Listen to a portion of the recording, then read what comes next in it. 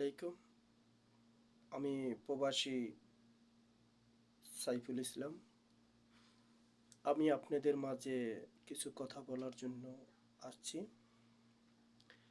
আমার বাংলাদেশের যারা প্রধানমন্ত্রী আছেন, এমনকি এমপি মন্ত্রী আছেন, এমনকি চেয়ারম্যান, মেম্বার যারা আছেন, আমার কথাগুলো গভীরভাবে কথাটা শুনবেন। আমাদের যে দালালে আইস এই প্রবাসে পাঠাচ্ছে মিথ্যা ছলনা দিয়া, মিথ্যা অপবাদ দিয়া, এক কাজের কথা বলে আরেক কাজ দেয়।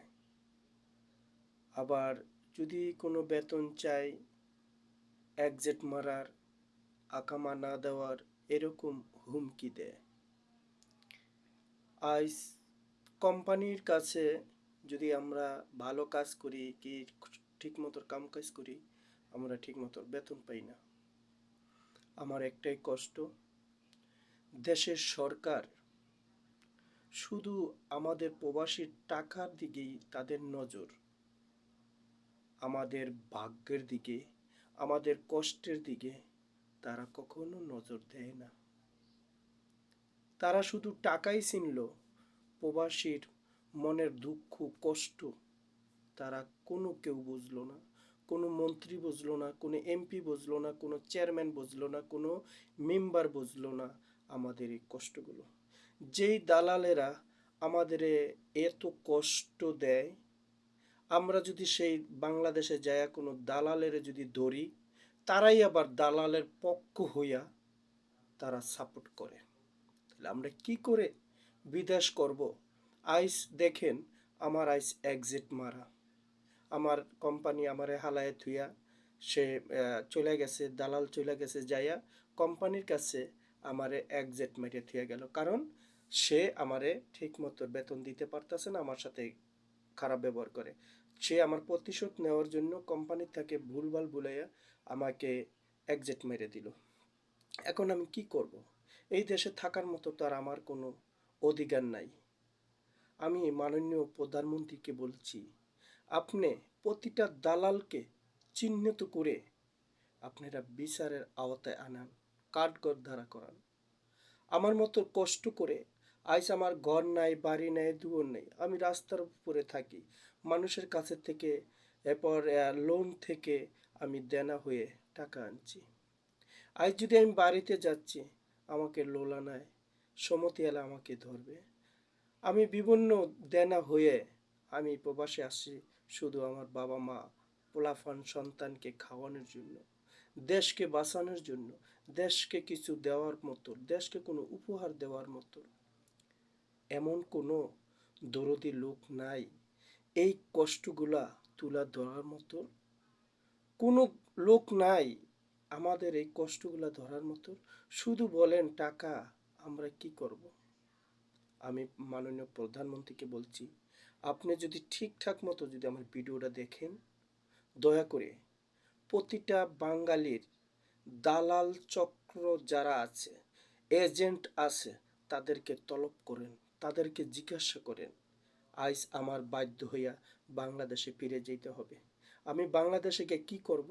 যদি চুরি করি, হাইজাকার করি, তখন তো ঠিক আইনটা আপনারা হাতে নেবেন। আমার আমার পেটের দায় আমি বাংলাদেশে আইসা, আমার চুরি ছাড়া আর কোনো পথ আমার নাই।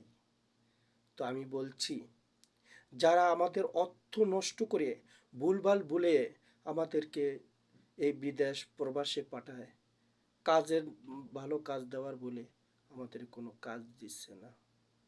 তো আপনাদের কাছে আমার বিচার, আইস আমি সাইফুল, আমার এক্সিট মেরে দিছে ওই দালাল, কফিলের কাছে মিথ্যা কথা বলে আজ আমাকে এক্সিট মেরে দিছে। এক্সিট মারলে এই সৌদিতে থাকার কোনো অনুমতি নাই। আমি এখন বাংলাদেশে এসে কি করব? কি করে খাবো? কি করে আমি আমার দেনাগুলো পরিশোধ করব? যদি এমন কোনো হৃদয়মন ব্যক্তি থাকেন, আমার এই কথাগুলো শুনবেন, সবার মাঝে ছড়িয়ে দিবেন। আমার এটুকু অনুরোধ, আমি আপনাদের মাঝে কিচ্ছু বলবো না।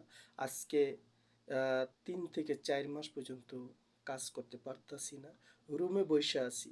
বাইরে নামলে পুলিশ ধরে, পুলিশ ধরে তারা জেলে রেখে শাস্তি দিয়ে আবার বাংলাদেশে পৌঁছে দেয়। আমি বাংলাদেশের প্রধানমন্ত্রী শেখ হাসিনাকে বলছি, আপনি কোনো বিচার সালিসি না করে আপনি এই যারা প্রবাসে আসছে তাদের কথাগুলো একটু তুলে ধরেন, সেটা আপনাদের লাভ হবে।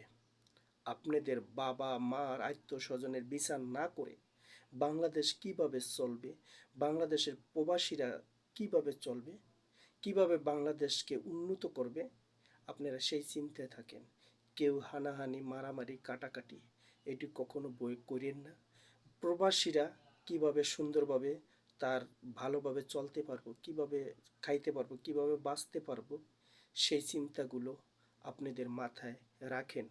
আর দালাল করে ধরে করেন আর না হয় আমি বাংলাদেশে আইসা যেই দালাল আমাকে পাঠাইছে আমি ওই দালালকে তো মারবই, আমি নিজেও মরব। আপনারা দয়া করে যারা প্রবাসী দ্বারা হয়ে গেছে তাদেরকে বাঁচান, দেশকে বাঁচান, আপনিও বাঁচুন, আমার বাবা মা পরিবারকে বাঁচান। আসসালামু আলাইকুম ওয়া রাহমাতুল্লাহি ওয়া বারাকাতুহু। আমি মোহাম্মদ সাইফুল ইসলাম।